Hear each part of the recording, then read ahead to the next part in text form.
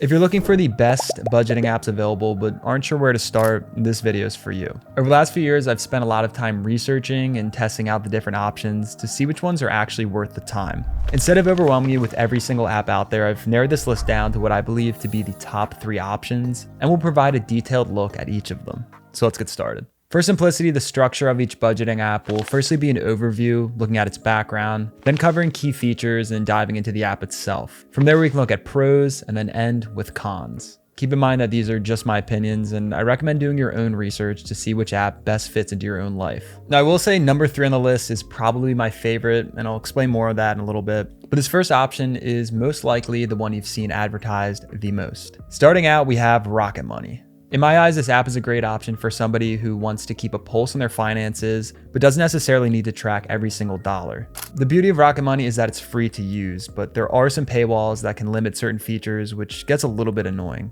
Rocket Money is a traditional budgeting tool where you set your income, your expense targets, and then track your progress over time. In looking at the app itself, there's a dashboard view where you can see your current spend for the month, along with some recent transactions. Now, one thing that's good about this app and the rest on this list is that they can connect to your banks and to your credit cards securely through a platform called Plaid. From here, all your transactions are imported into these dashboard views, and this can be used to analyze your trends and see where you track versus your budget targets. In the budget tab, you can set your targets for both income and expenses and see where you end up with savings. Another tab, which is probably the main selling point for Rocket Money, is called Recurring. And this is where you can see your recurring bills and subscriptions. I like it because there is a calendar view where you can see upcoming spend items not only for the current month, but also months in the future. Another tab is called Spending, and this shows you different trends or charts for the categories of your expenses themselves. Again, it's just a good visualization and way to see where your money's going. As mentioned, by connecting your transactions, you can also do a much deeper dive into these line items themselves within the transactions tab. It's something you may want to monitor here and there, and I think once you set up the rules to make sure everything's mapping correctly, it's almost like a set it and forget it part of this budget app.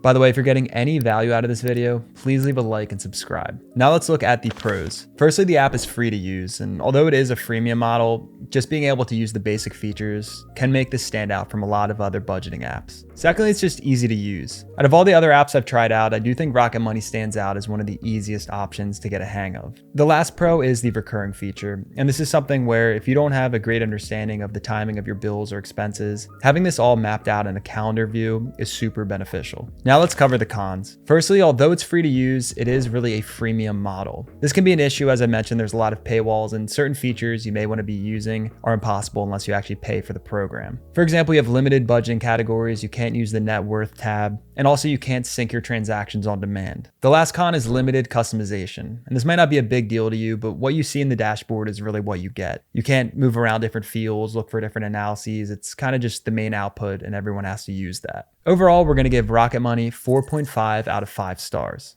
If you want to try out Rocket Money, make sure to click the link in the description. Number 2, Monarch. Similar to Rocket Money, this app is great for somebody who doesn't have to track every single dollar, but wants better chart visualizations and the ability for some deeper financial insights. Now, building the budget itself is similar to Rocket Money. You set your income, you set your expenses, and you track your progress as everything comes in. One nuance, though, is selecting either a flex budget or a category budget method. Flex is recommended by Monarch, and it's a much simpler approach to budgeting. You basically take your expenses and they're categorized into either flexible, fixed, or non-monthly. Flexible are budget items like groceries, where the amount each month tends to be variable. Fixed is something that's set in stone like rent, and then non-monthly are amounts that can vary and the timing throughout the year is unknown. For example, dental or medical bills. The other option, category, uses much broader mappings, and it'll be things like auto, which could cover car maintenance, tolls, parking. And looking at the app itself, there is a budget tab, and one thing that stands out as a feature is the ability to forecast. And this is where you can look at your budget not only for the current month, but the next few months and even the next few years. It's a good way to see your flow of money and not just be fixated on a single month.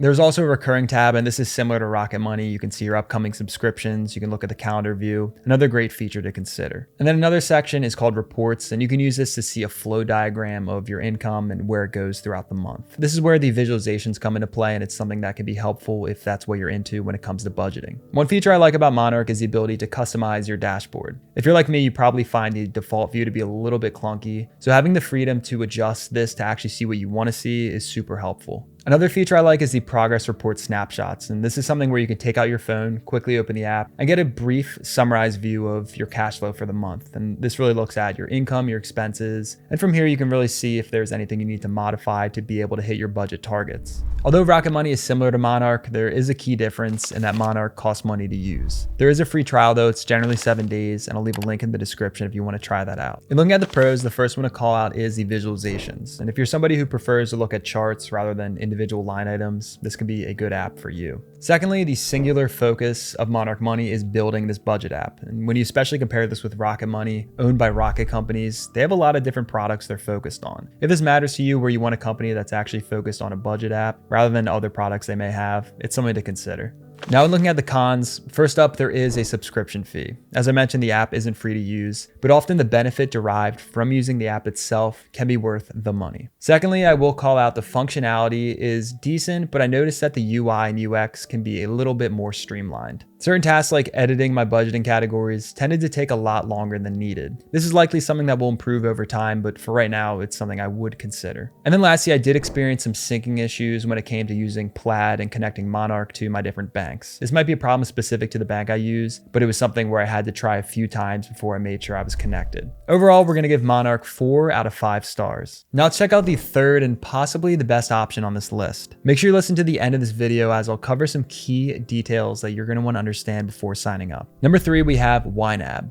From my research, I found that YNAB is often the most preferred budgeting app, especially for people on the internet, and it's for some good reasons. Firstly, it's different from other budget apps in that it requires a complete mindset shift around your money. This is because it's a zero-based budgeting system, and this requires you to assign every dollar you have a purpose down to zero. And this can be for things like rent, groceries, paying off student debt, or just kept as savings. The point of this is that it empowers you to make smart money decisions and live within your means for what you have available today. For full transparency, YNAB costs money to use, but there is a free 34-day trial, and if you click the affiliate link in the description, you can try it out for yourself.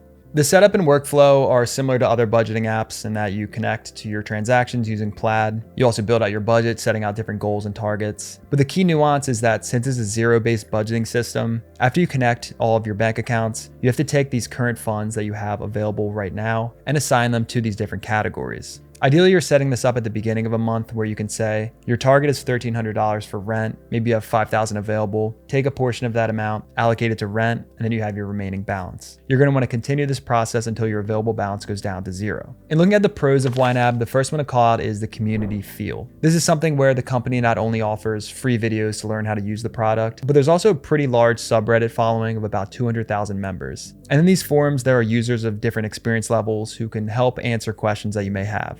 Another pro is the reconciliation or the good habit that's formed by using YNAB. This isn't a set it and forget it budget. You're gonna have to update your expense categories, see your money coming in, see your money going out, and make sure you're in tune with your spending. And looking at the cons, the first one is the subscription fee.